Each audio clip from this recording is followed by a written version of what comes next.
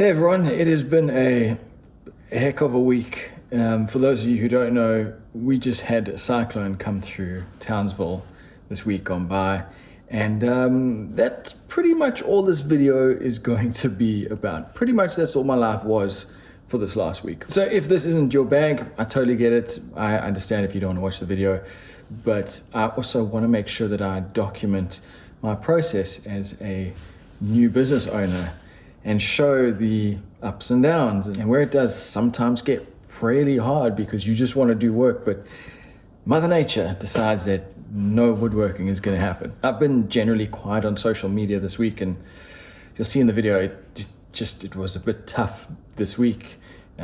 We lost power, and I've realized how reliant and dependent I am on power through this experience, but I'll get to that in the video. Anyway, I just wanted to preface this video from the next video. Everything should be back to normal. So here we go, enjoy. Good morning everybody, it is Tuesday, and at this stage it's looking almost certain that the cyclone is going to hit Townsville on Thursday night. I have 1,000 things on my list today, one of which is to just go around the house, cut down any branches that look like they may come down, and make sure to tie down any loose objects like this trampoline. I'm going to cut the lawn. That's not a big thing, but it makes cleanup a little bit easier, and just go around the yard and make sure that I've cleaned up any loose debris that could be picked up in the high winds. I'm not expecting there to be too many roofs torn from homes. However, that's not to say that windows won't be blown in. Trees will definitely be coming down in a situation like this. Power poles as well will be ripped up, so make sure you stay 10 meters away from power poles if they do come down around your area. This JoJo tank, as they call it in South Africa, is kind of like a buffer, 1,000 litre, and it fills up from the deck and the main roof. So what I'm doing is emptying it today.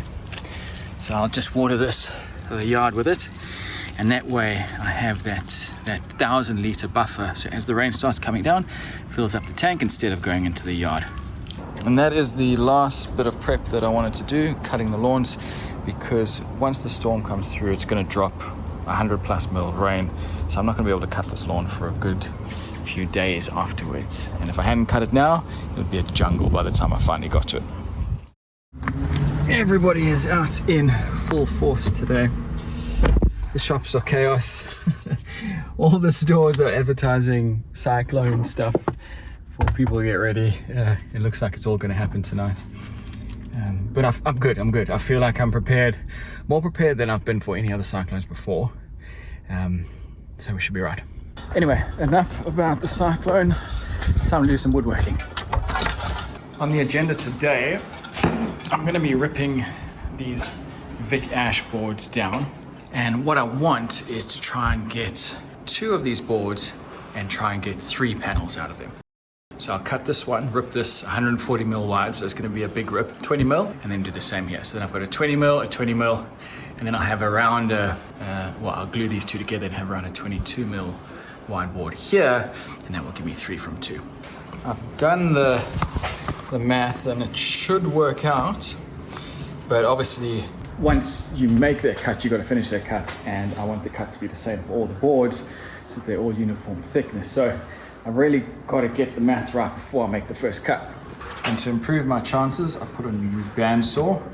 Slight casualty in the process, always wear gloves everyone, but this will again just make that cut a lot cleaner, so I'll get to save more material, hopefully. So the board's there, the fence is all lined up. I'm ready to go. Now it's just about pulling the trigger. I'm always so hesitant with that first cut because it sort of sets the tone of the project going forward. Starting off with a mistake is just, it's really shitty. And because this is something that I haven't done before, and it's a big cut. So it's not just because I'm cutting 140 mil high boards, 140 mil rip. That's a big cut.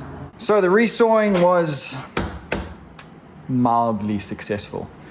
I mean, I knew 140 millimeters was a big cut to make on a long 2 meter board, without any kind of rollers or feeders, which I will get next time.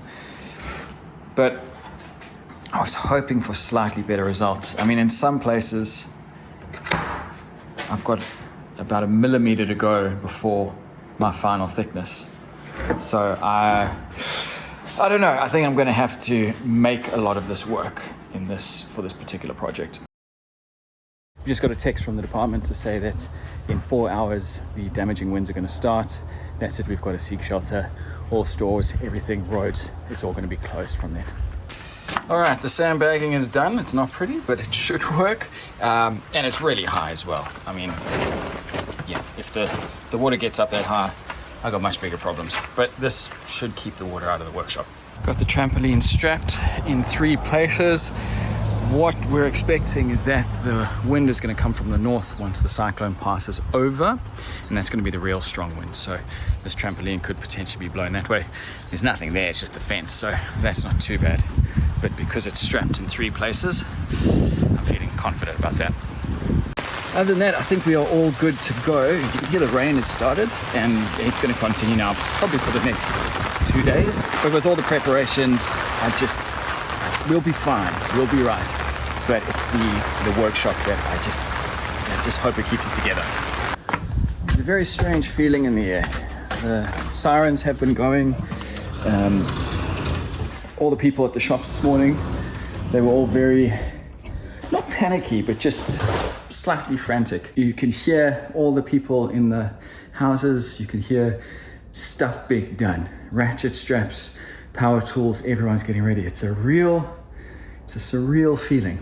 Earlier today, I was getting sandbags, and essentially they have this mound of sand. And there's bags the council provided, you can go and get sandbags as you need. And I pulled up, and there were all these people around this giant mound of sand. And it's quiet because everyone's in a hurry, they want to get their sandbags, and obviously people are considering and thinking about what's about to come. So I hopped out of the car, and all you could hear was the sound of shovels going into this pile of sand, and no one was talking. It felt so dystopian, like we were in some prison yard digging trenches. It was terrible. But there is really a sense of urgency now. People are trying to make sure that their homes don't get flooded.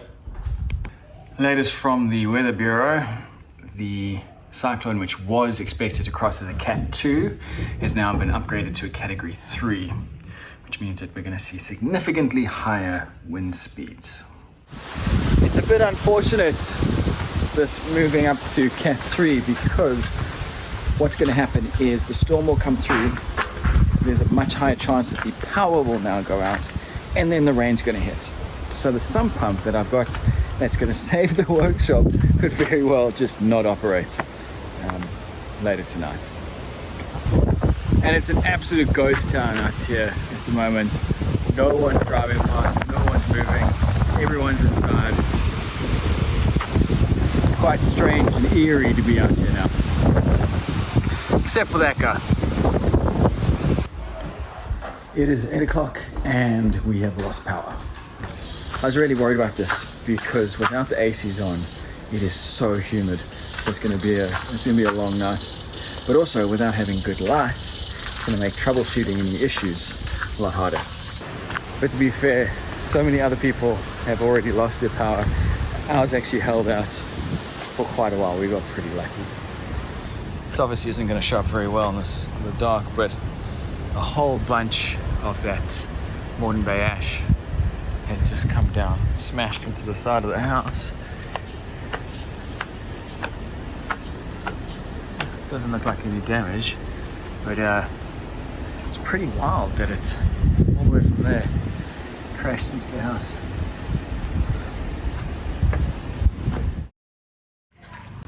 Well, besides a few fallen branches, there wasn't a single bit of damage.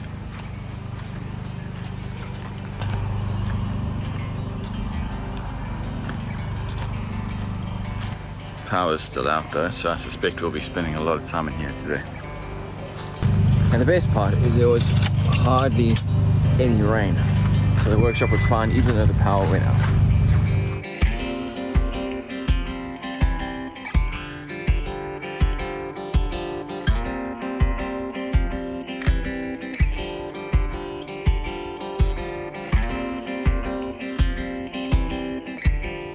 So it looks like a couple big trees did come down in the weather after all. nothing at my place, but just doing some driving around, there are some people who had some serious damage to fences. As you can see behind me, some serious trees came down.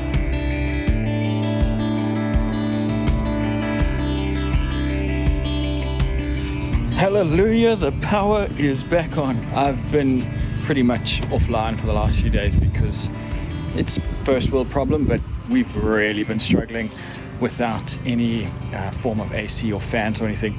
The nights have been horrendous. So we are all sleep deprived, just claustrophobic, tired.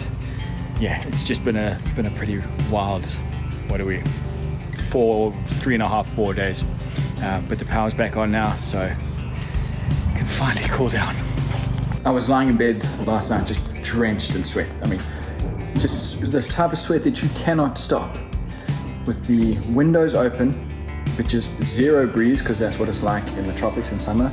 29 degrees with 90% humidity. And I just thought, how could people live like this? You know, without air cons and fan, how did people get by? And speaking to a lot of the older people around here, that's how they used to do it, you know, back when they were kids. There wasn't fans, there wasn't air cons. But it's just unreal. And you know, one of the things you do as a parent is try and shield your kids from the drama that's going on like this. And you turn it into an adventure and it becomes exciting. And but this morning I woke up and I thought, I'm really struggling to keep that adventure mindset going. I just wanted this all to end.